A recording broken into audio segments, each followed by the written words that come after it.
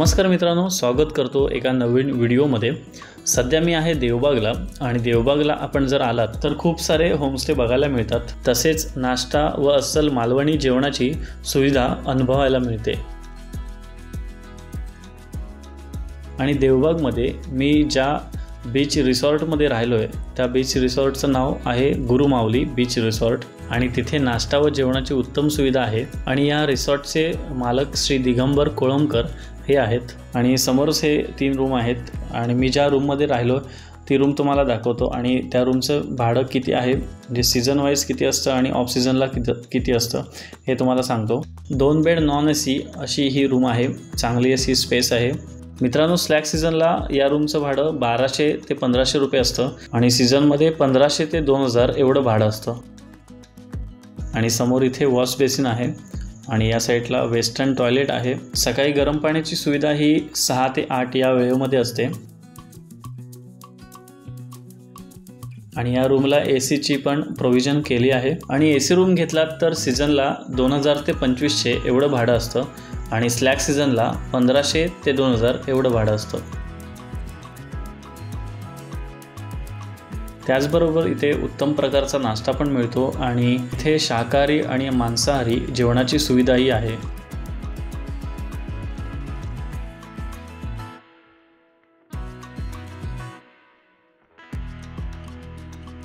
दुपारचं जेवण करून झाल्यानंतर आम्ही निघालो कर्ली खाडीमध्ये बोटिंग करण्यासाठी। हे काका आहेत, त्यांचं नाव श्री राजू मोंडकर आणि यांच्या बोटीने आपण आज कर्ली खाडीमध्ये सफर करणार आहोत।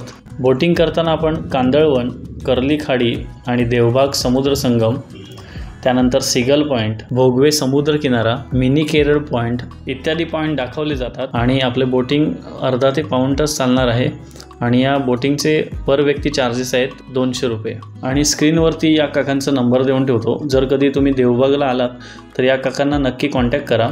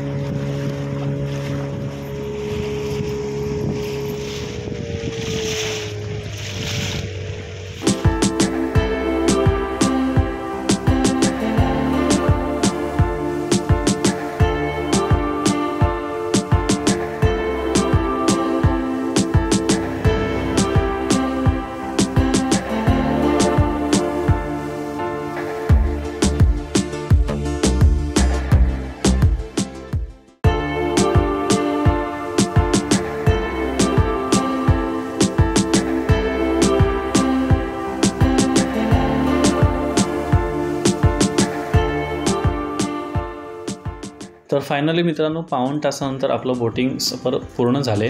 बोटिंग झाल्यानंतर निघत असताना इथे सुंदर असं तुळशी वृंदावन दिसलं। मित्रांनो, दुसऱ्या दिवशी पहाटे आम्ही गेलो देवबाग समुद्र किनाऱ्यावर आणि अतिशय सुंदर अथांग असा समुद्र किनारा बघायला मिळाला आणि समोरच सूर्यदेवाचं दर्शनही झालं। आणि देवबाग समुद्र किनाऱ्यावरती बोटिंगसाठी इकडे काउंटर आहे।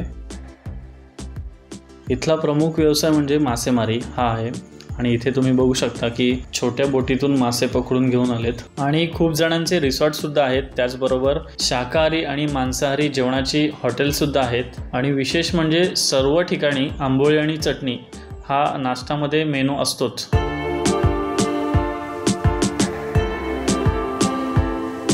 देवबाग समुद्र किनाऱ्याच्या लगतच तारकर्ली हा सुंदर समुद्र किनारा आहे। विशेष म्हणजे तारकर्ली हा समुद्र किनारा आरामदायी वेळ घालवण्यासाठी योग्य पर्यटन स्थळ आहे। तसेच किनाऱ्याच्या बाजूला राहण्याची उत्तम सुविधा आहे, शाकाहारी आणि मांसाहारी जेवणाची सुविधा आहे। आणि महत्त्वाचं म्हणजे तारकर्ली हे ठिकाण महाराष्ट्रातील प्रसिद्ध पर्यटन स्थळ म्हणून ओळखले जाते। या समुद्र किनाऱ्यावरती jet ski, banana ride, bumper ride, speed boat या ॲक्टिव्हिटीज आहे। त्याचबरोबर तारकर्ली हे ठिकाण स्कुबा डायव्हिंगसाठी प्रसिद्ध आहे।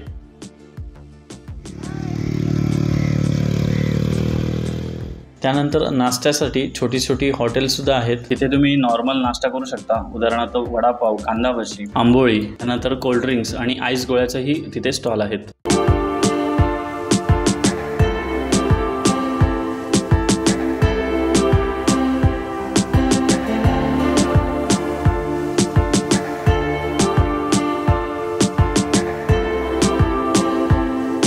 देवबागमध्येच सावली रेस्टॉरंटमध्ये आम्ही रात्री जेवायला गेलो आणि तिथे खूप सुंदर पद्धतीचे मालवणी शाकाहारी व मांसाहारी जेवण मिळाले.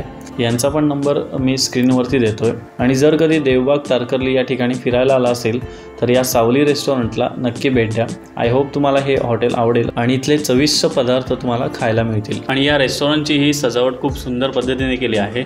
तर मित्रांनो, हा व्हिडिओ तुम्हाला कसा वाटला हे कमेंट करून नक्की कळवा.